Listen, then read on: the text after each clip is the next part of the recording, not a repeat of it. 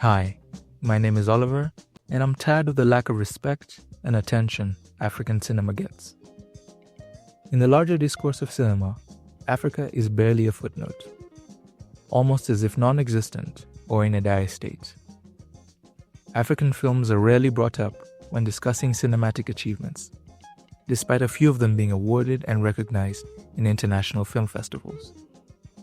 They rarely get a mention in the numerous video essays and lists on YouTube or various other platforms, as if cinema is only Euro-American with a sprinkle of East Asian cinema here and there.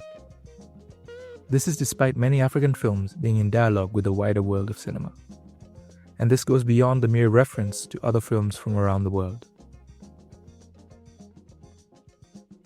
In Med Hondo's forgotten cinematic masterpiece West Indies, he interrogates the notion of the musical comedy.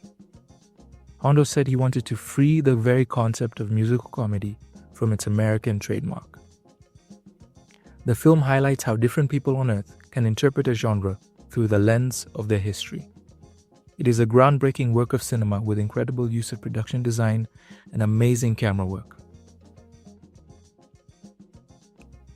Kaddu Beykat is the first feature film by a black African woman. In the film, the director Safi Faye experiments with both content and narrative styles by mixing a fictional love story and cinema verite documentary which chronicles the daily lives of the people in a rural Senegalese village. Both styles are so seamlessly integrated that you would be forgiven for not recognizing where one starts and the other ends. This is a film that should be mentioned when discussing cinema verite and the nature of expressing reality in film, but yet it is not. So why is that? Why aren't African films ever in these discussions? Well, first of all, many African films, especially the pioneering ones, have not yet been seen. They are not easily accessible due to lack of funding and infrastructure for preservation. African post-colonial governments did not see the value in investing in cinema, a trend that remains true to this day.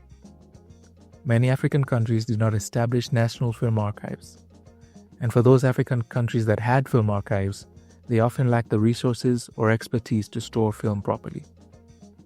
Film reels deteriorate due to heat, humidity, and dust. You can see why they would need adequate resources and expertise to maintain the films in the African climate. With little to no national film archives, the only available film reels of seminal films on the continent were the ones distributed to the few available cinemas. The cinemas were even less equipped to handle the archiving, which resulted in many African films on the continent being lost entirely. For similar reasons, digitization was also a lost cause. The only hope for preservation were the film reels sent abroad. Due to the funding challenges faced by African filmmakers on the continent, they often turned to foreign sources for funding. This is why many of the films from the very start of African cinema in the 1960s were funded by Western governments and institutions. The French government in particular has been a major source of funding for Francophone filmmakers. This co-production arrangement meant that Western governments and institutions had the distribution rights to these films, catering mostly to the markets outside of Africa, circulating African films in Western cinemas and film festivals. Due to their resources, they could archive and maintain these films. While this was integral to the survival of many African films, it was also detrimental to the intended audience of these films. A comprehensive UNESCO report on African cinema noted that the best African films are rarely found in Africa. They can be found in the National Film Archives of France, the United Kingdom, and other European countries, as well as in Western universities with African film departments. Given the preservation challenges on the continent that I mentioned earlier, these pioneering films are not available in African educational institutions. Which brings us to the second issue why African films are not appreciated. They are not accessible to the intended audience of these films, Africans. Je me suis trouvé à l'âge de 40 ans en vadrouille à travers l'Afrique, au Congo du temps de Lumumba. 40 ans, j'avais 40 ans. Quand j'ai pris conscience que le cinéma faciliter la prise de conscience. Parce que le cinéma, c'est un meeting permanent avec le public. Et il est de tous les arts d'expression les plus faciles et les plus agréables pour un grand public. Malheureusement, le cinéma coûte cher, demande beaucoup d'investissement, tant humain que financier. African audiences are best equipped to contextualize the culture, characters, and symbols showcased in these films. While film is a powerful universal medium, there are underlying prejudices about the continent of Africa that hinder Western and foreign audiences from fully connecting with the films. Some end up scared and wary of investigating the ideas in the film because they seem so foreign, while others do not take the ideas seriously enough, treating our culture as a caricature. These underlying biases among Western audiences have had real influence on the perceived quality, success, and staying power of incredible African films. A groundbreaking film like West Indies should be hailed as a classic. However, it received mixed reviews during its initial release in France. As a result, it didn't receive a wide release or a home video release over the next 4 decades. So what were these criticisms, you must be wondering? Well, one of the only reasonable criticisms is the idea that the form of the musical did not match the subject matter. Given people's preconceived notions of musicals, I would expect some to find Med Hondo's experiment quite jarring, and they did. On the other hand, some criticism ignored context, like Mediafilm, who found the use of a slave ship as a set ineffective and diminishing of the drama. However, they disregard the financial limitations of such a film. This is an epic spanning centuries, highlighting the damaging effects of colonialism. West Indies took 7 years to bring to life, and was already the most expensive African film at the time, with a $1.3 million budget. This was far beyond the means of African filmmakers. So as opposed to ballooning the budget with on-location shooting or multiple period sets, Hondo opted to use a slave ship as a malleable set. On its own, the slave ship is a clever abstraction of the story. However, Hondo elevates this perceived limitation even further in the staging of the set and framing of the shots to accentuate the themes of the film. The most egregious criticism comes from the reputable French film magazine Cahiers du Cinéma. In the October 1979 issue, Sergei Tubiano wrote, "There is not much interest in constantly seeking to make the French spectator feel guilty, the one to whom the film is primarily addressed. All the French characters are caricatured negative in West Indies." The lack of self-awareness and blatant ignorance was quite shocking when I first read the review. First of all, the film features satirical elements, and as such, they are not just caricatured French characters but also caricatured African characters as well. Secondly, the occurrences in the film are distillations of a much more painful reality.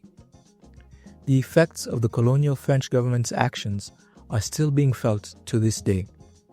If you feel guilty as a French person, it is because you should. You have benefited from an oppressive system. Stop trying to silence the truth of the oppressed groups. In a similar vein, the renowned and influential American film critic Roger Ebert expected a moral relativism for oppressors in the film La Noire. La Noire, or Black Girl in its English translation, is generally known as one of the first feature-length African films. It tells the story of a young girl, Douana, who leaves her home country of Senegal to work as a nanny for a French family in Antibes, France, after initially working for them in Senegal. While she was first excited to explore another part of the world, that quickly turns into despair as she is subject to racism, mistreatment, and limited freedom. A reality that is still relevant to young African women today. Throughout all her suffering, Douana barely says a word. Instead, we can hear her inner thoughts through her narration. Cuisine, la salle de bain, la chambre à coucher, le salon. Je ne fais que ça. Je ne suis pas venue en France pour ça. Comment sont les gens ici? Toutes les portes sont fermées jour et nuit. Je n'ai pas de faire la cuisine, ni laver le linge. Je m'occupais seulement des enfants. Les sortir pour la promenade, les emmener à l'école et les ramener à la villa. In one instance, when an employee asks her a question, the director, Usman Semben, brilliantly cuts away before she can answer, a symbol of how disinterested they are in Duana's response. The stylistic choices in the film of the minimal dialogue and voiceover narration from Duana creates a feeling of isolation and alienation. Yet, Roger Ebert dares to not just call the film primitive in its naturalism, but also says that little attempt is made to get into the minds of the character. The maid's white employers in particular are drawn as such broad caricatures that we never believe them as flesh and blood. Semben not attempting to get into the white couple's minds is deliberate. He refuses to tell this oppressive story from the perspective of the oppressor. Ebert applies a westernized storytelling expectation of humanizing everyone, which in itself is hypocritical because he would never ask that Schindler's List go into the minds of the Nazis. African filmmaking began as an artistic act of political resistance. A resistance to the dehumanization Africans face, not just in the real world, but in cinema as well.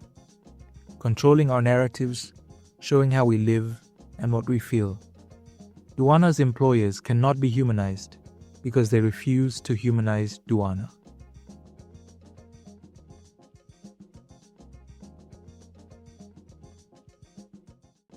Non mais mettons-nous bien ça dans la tête. Moi, l'Europe n'est pas mon centre. L'Europe est une périphérie de l'Afrique. Vous voyez, ils sont restés plus de 100 ans chez moi, ils n'ont pas parlé ma langue, je parle leur langue. L'avenir, pour moi, l'avenir ne dépend pas d'être compris par l'Europe.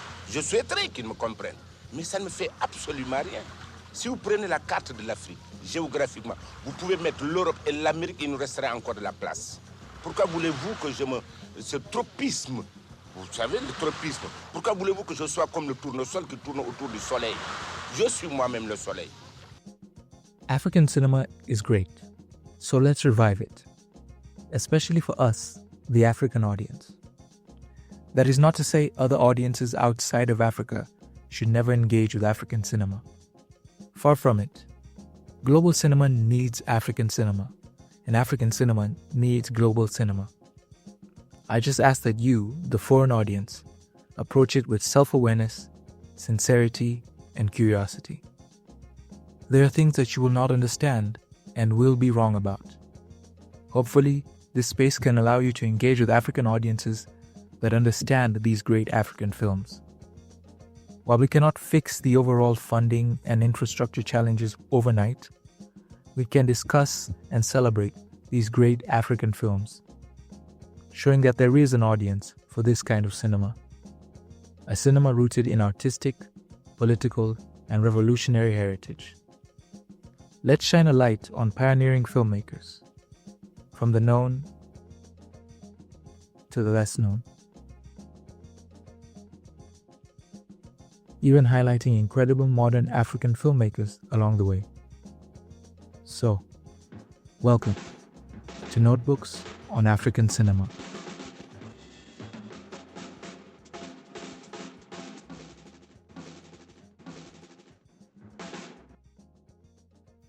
Thank you so much for watching. Like, share, and subscribe if you enjoyed the video. I've also linked a Patreon if you want to support the channel even further. I'm hoping to build a very good community on here where we can just celebrate and discuss African films, because that is sorely lacking on this platform. So come with me on this journey, and I hope we can build a very good community on here. Thank you.